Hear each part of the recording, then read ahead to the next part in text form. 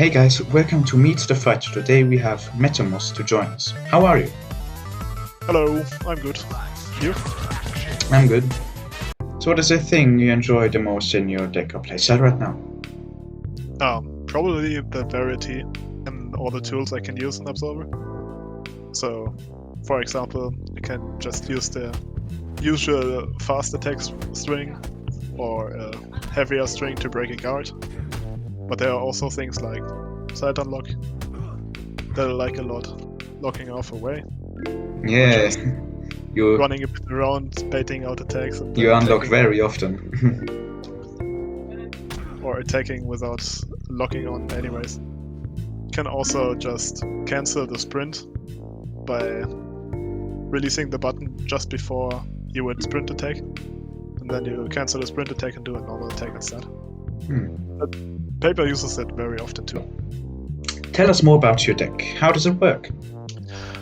There's probably a lot to say about my deck. First of all, the fast string of oh great, inside kick and stretched out hook is like the bread and butter of the deck.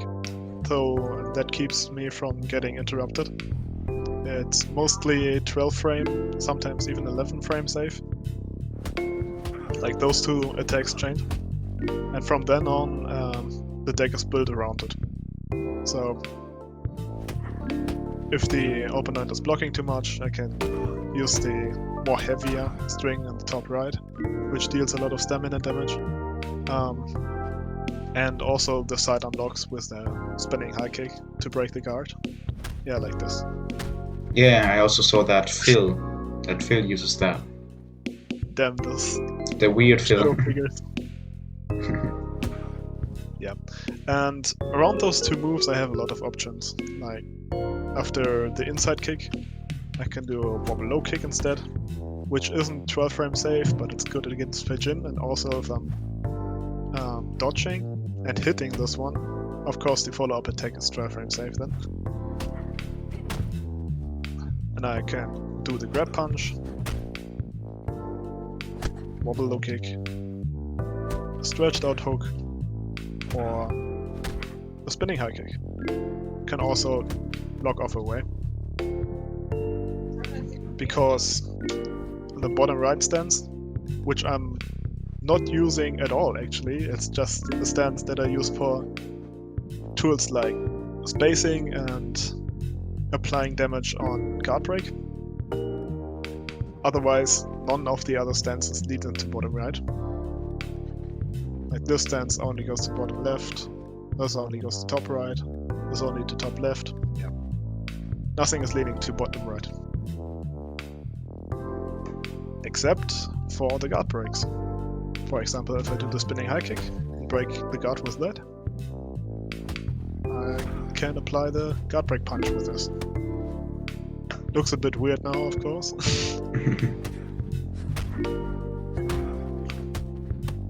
But it usually reaches. So, how do you like to play it?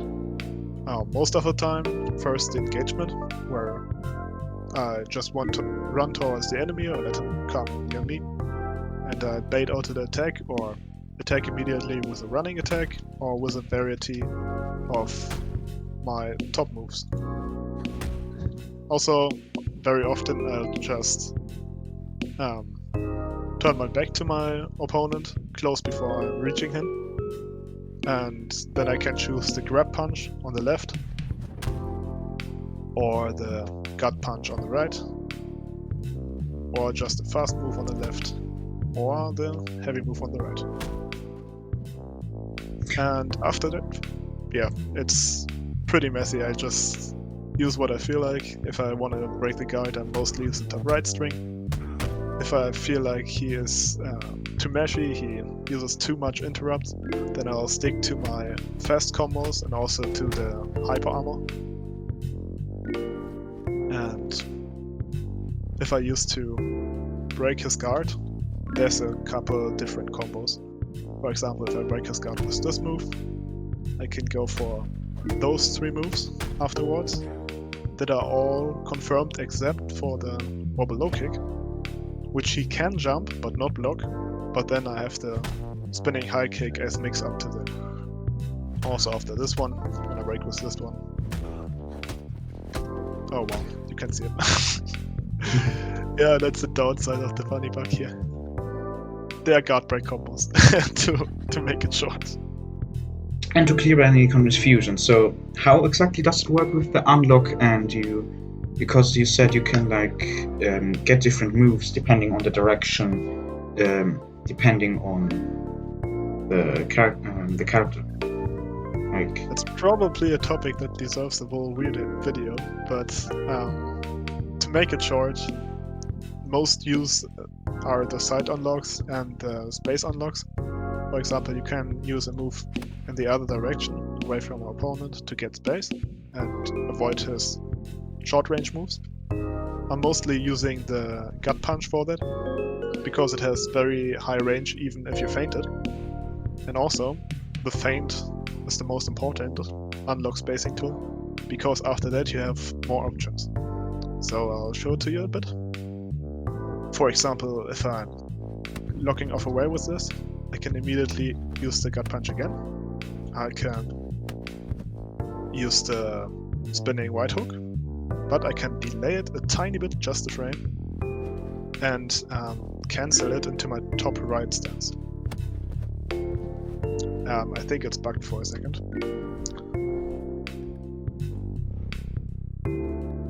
The meditation is sometimes a bit bugged, that's why I have to go back at it again. Ah. Is it bugged again? Yeah, now it's working. So that's the top right stance I can enter after feinting. I meant that you can unlock and relative your direction relative to the character you're facing. Yes. What is that with the attacks? So I can show it to you just like that. You don't need other moves for that. If I'm facing to the right of the opponent, I'm immediately entering the front right stance. I can do the same on the left for the top left stance. Or if I'm facing away from the opponent, I can use the back stances. And that also works for side unlocks. So I can, for example, use a move sideways if I'm close enough and still hit it. And how do you play against other styles? First of all, I think most of the time I've had Windfall, and against Windfall the side unlocks are very good, so most of the fast moves that mix Windfall up would be like this fast swing and also the wobble low kick. Damn it, the graphic. Like this, for example. Or this move instead. Like this are the main options against Windfall, which are then switched up with heavy moves like the spinning high kick that mostly has to be feinted against Windfall, into, for example, the how's it called? Back fist? Yes.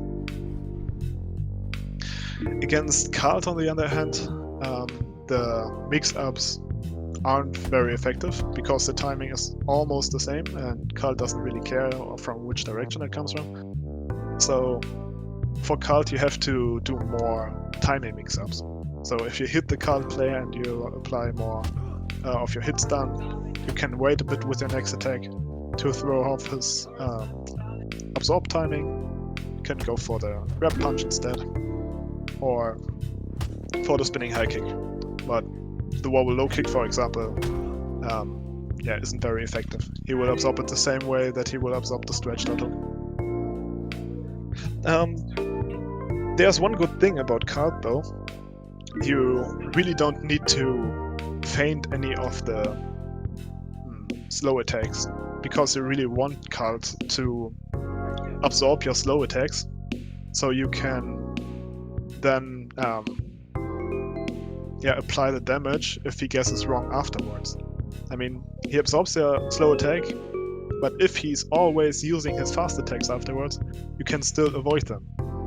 And then you hit them double, because all the damage from a heavy attack and the applied damage from your fast attack after your avoid hits them, and yeah, he gets all the damage.